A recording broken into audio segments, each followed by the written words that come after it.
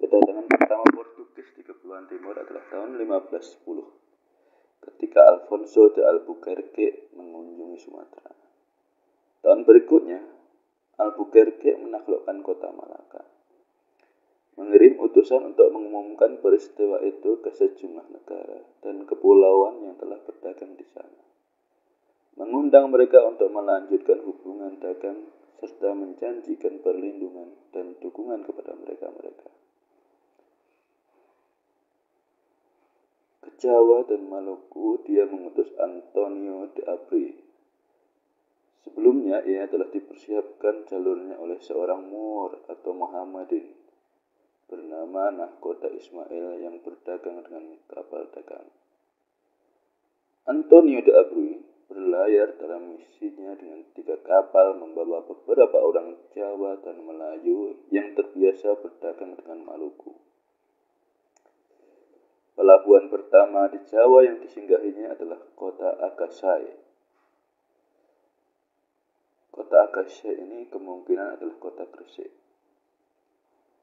Kemudian dari sana dia berlayar ke Amboina, salah satu pulau di Maluku, tempat dia mendirikan patrus atau penanda penemuan dan penguasaan, seperti yang dilakukannya di setiap pelabuhan yang disinggahinya. Salah satu kapal hilang dalam badai, tetapi awaknya diselamatkan dan dibawa Abri ke sebuah pelabuhan di Banda, tempat kapal kemudian berlabuh untuk berdagang. Di tempat itu, kapal Jawa biasanya pergi untuk mencari cengkeh, pala, dan fuli yang diangkut ke pelabuhan itu oleh penduduk pribumi Maluku dengan kapal mereka sendiri. Nahkoda Ismail yang kembali dari Maluku dengan muatan pala, kapalnya karam di pantai Jawa, dekat Tuban. Setelah muatan kapal nahkoda berhasil diselamatkan, Juan Lopez Alfrin dikirim pada 1513 Masehi oleh Gubernur Malaka dengan 4 kapal untuk menerimanya. Alfrin diterima dengan baik di semua pelabuhan Jawa yang disinggahinya, terutama di Sidayu milik Patih Undruk, seorang pangeran yang telah dikalahkan di Malaka oleh Fernand Perez. Patih Undruk ini adalah Patih Unus.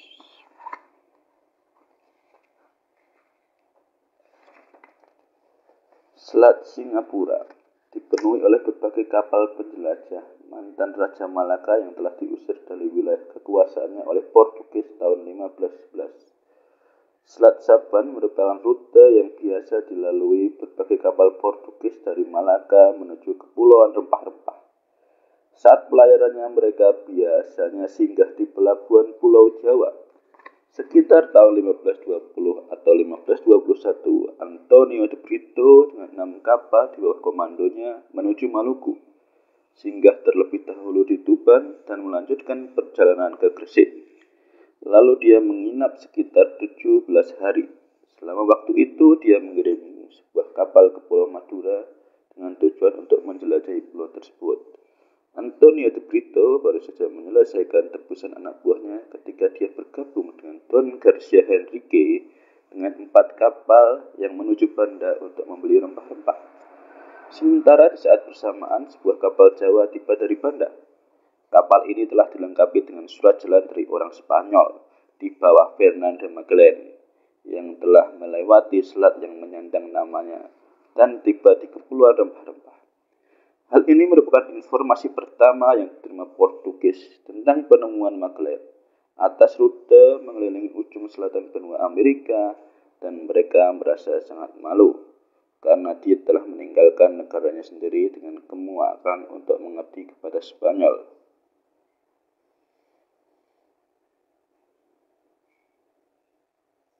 Pelayaran pertama yang dilakukan oleh Belanda adalah tahun 1595.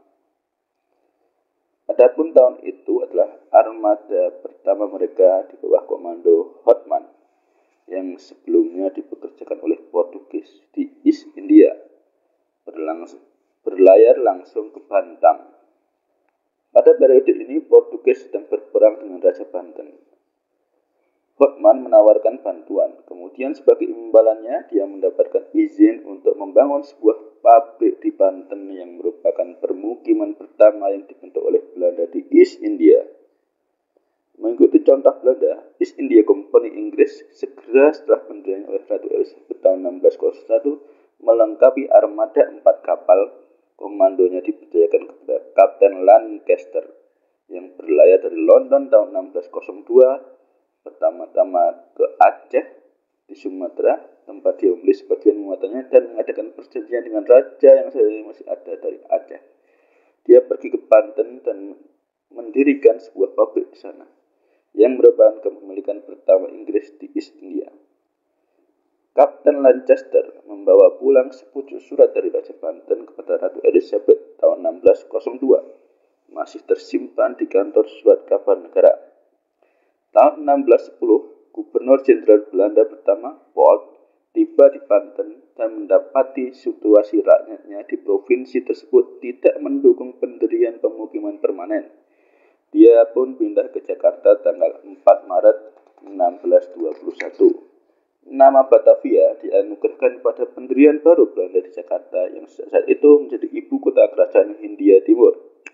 Tahun 1683, Inggris yang hingga kini mempertahankan persaingan yang sukses dengan Belanda menarik diri dari Banten.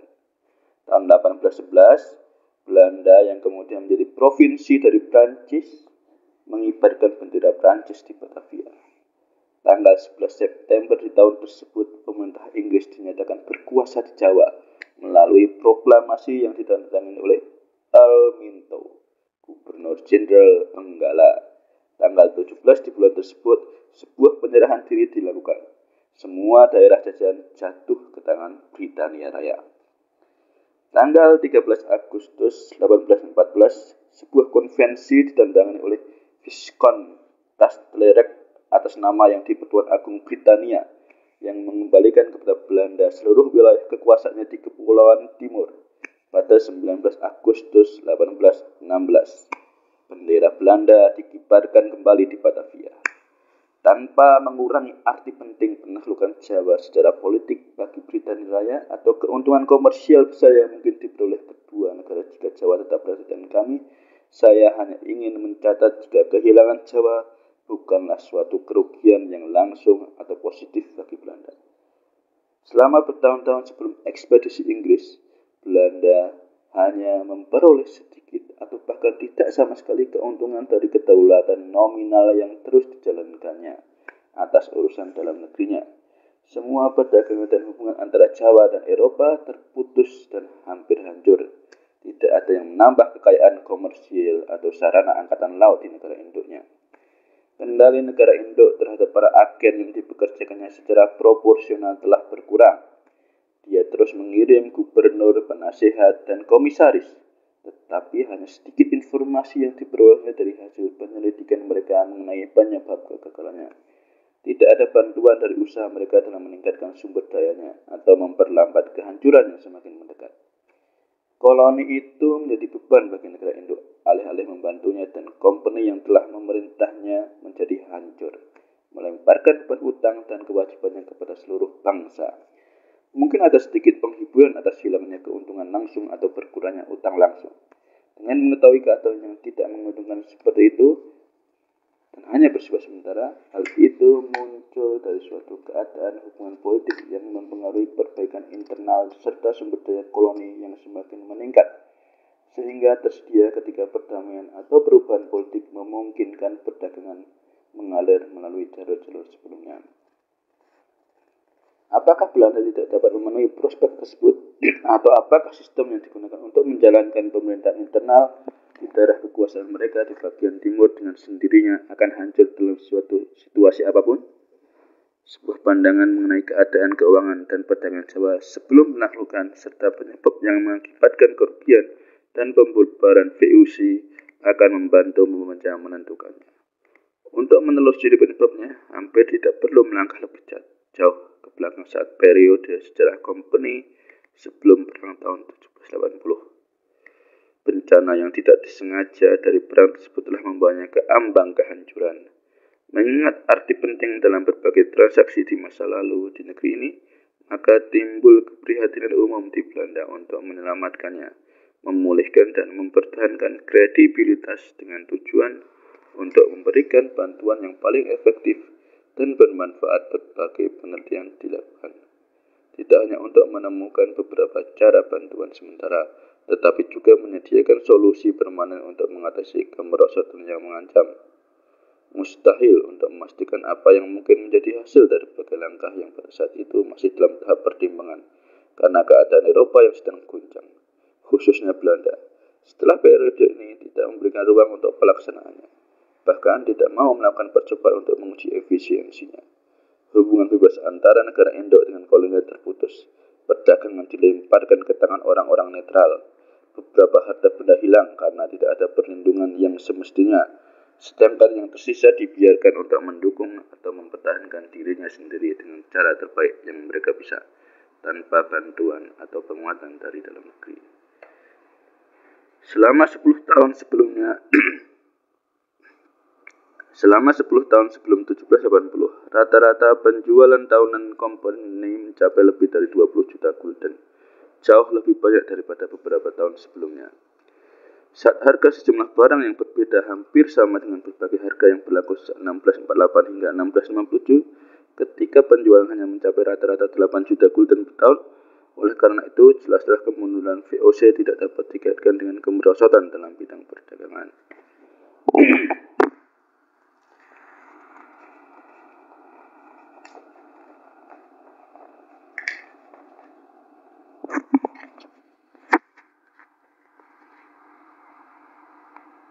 Setelah memeriksa buku Hindia, ditemukan dari 1613 hingga 1696 keuntungan di Hindia, meskipun moderat, selalu seimbang dengan keuntungan di Eropa.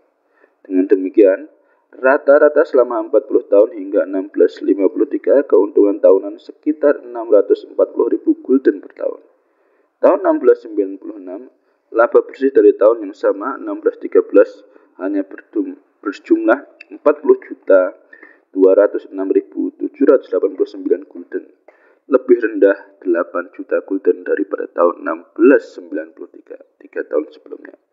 Sementara itu, laba bersih tahunan rata-rata dari 1613 berkurang menjadi 484.371 gulden. Akan tetapi dari 1697 hingga 1779 yang mencakup periode serupa selama 83 tahun, kerugiannya sangat tinggi sehingga melampaui batas dan menjerat tidak hanya keuntungan kontemporer, tetapi semua keuntungan sebelumnya di Eropa. Bahkan sejumlah besar keuntungan fiktif yang dirangsang untuk menyaring pemerintah di Hindia. Jumlah keuntungan bersih yang dihitung dari 1613 sebesar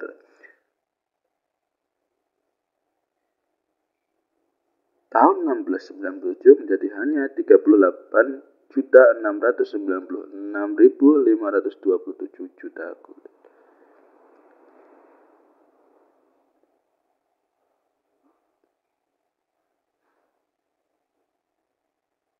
Tahun 1703 menjadi 31.674.645 gulden.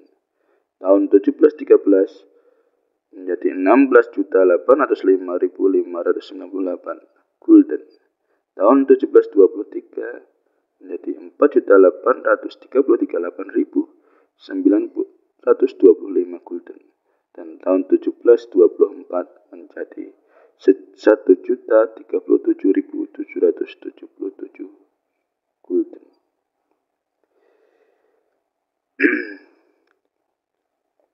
Kemudian pada tahun 1730, VOC mencatat kerugian sebesar 7.737.610 gulden.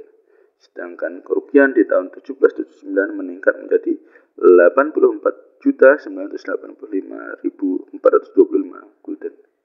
Sebelum dimulainya perang tahun 1780, company setiap tahun mengirim ke Hindia sebanyak 20 kapal yang masing-masing berkapasitas 900 ton, serta 8 atau 10 kapal berkapasitas 800 ton, dan kembali dengan membawa muatan 4 dari Tiongkok, 3 dari Ceylon, 3 dari Benggala, 1 dari Coromandel, serta 12 atau 13 kapal dari Batavia. Mereka setiap tahun mengekspor ke Hindia berbagai barang kebutuhan dan dagangan lainnya sebesar 2,6 juta gulden atau 8.000 florin. Sementara itu, dalam bentuk uang tunai 4-6 juta serta menjualnya setiap tahun dalam jumlah yang pada umumnya mencapai 20 atau 21 juta. Diperkirakan perdagangan Hindia mempertahankan, baik secara langsung maupun tidak langsung, semua perdagangan luar negeri Belanda dengan menggunakan modal sekitar 260 juta florin. Dari hasil penelitian sebuah komisi yang ditunjuk pemerintah Belanda tahun 1780 untuk mengetahui keadaan keuangan company yang sebenarnya.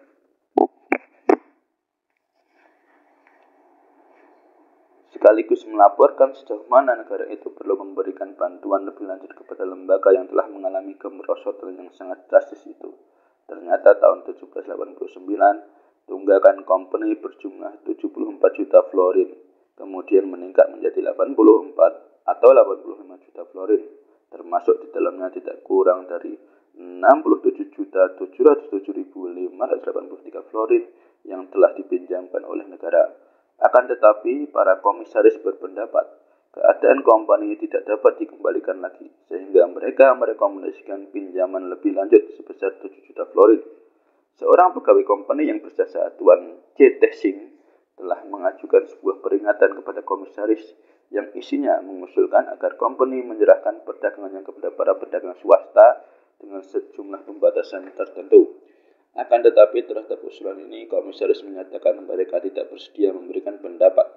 Komisi ini dalam melaporkan cara pengelolaan urusan company di Hindia menyatakan mereka tidak dapat menyembunyikan kesan mendalam yang ditimbulkan oleh peristiwa itu pada pikiran mereka, serta tidak dapat memusatkan perhatian pada peristiwa itu tanpa terpengaruh oleh perasaan ngeri dan jijik.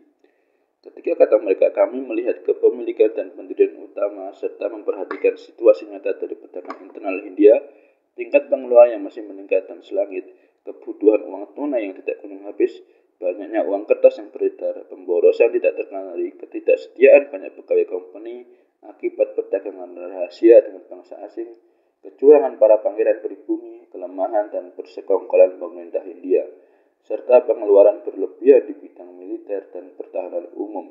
Singkatnya, ketika melihat semua ini secara kolektif, nyaris kami putus asa untuk dapat memenuhi tugas.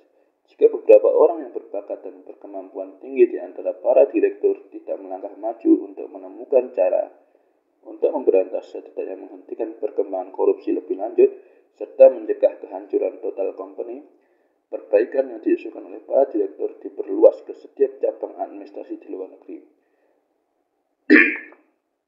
Mereka mengusulkan pertama sehubungan dengan Tanjung Harapan yang tunggakan tahunannya mencapai 1,5 juta florin agar jumlah tersebut dikurangi menjadi setengah dari jumlah tersebut. Berkenaan dengan berbagai tanah di bagian timur lainnya, beberapa tindakan yang diusulkan untuk dipertimbangkan adalah sebagai berikut. Membatasi perdagangan company di masa depan hanya pada candu, rempah-rempah, lada, tembakau Jepang, timah, dan gula, sejauh yang dibutuhkan pasar Eropa dan Jepang. Menyerahkan perdagangan Hindia Barat pada company dan pedagang bebas dengan pembayaran sejumlah imbalan. Meninggalkan beberapa pabrik di kawasan itu dan mengurangi sisanya menjadi tempat tinggal. Melakukan pengurangan signifikan dalam pendirian perusahaan di pesisir Malabar dan di Benggala. Mengurangi pendirian di pantai Coromandel menjadi 3 pabrik, meninggalkan sejumlah kantor di pesisir barat Sumatera, serta membiarkannya terbuka untuk perdagangan bebas, memperkecil pengeluaran di Ceylon dengan mengurangi kekuatan militer serta dengan cara memungkinkan untuk menghidupkan kembali penanaman dan impor beras ke permukiman itu. Membuka perdagangan dan pelayanan bebas ke Benggala dan Coromandel di bawah pengawasan company dengan membayar sejumlah uang, memajukan dengan segala cara penanaman padi sejumlah daerah paling timur, khususnya di Ambonia dan Banda, demi mencegah terjadinya perdagangan gelap yang mungkin terjadi karena impor beras ke sejumlah tempat tersebut, meninggalkan beberapa pabrik kecil di sebelah timur.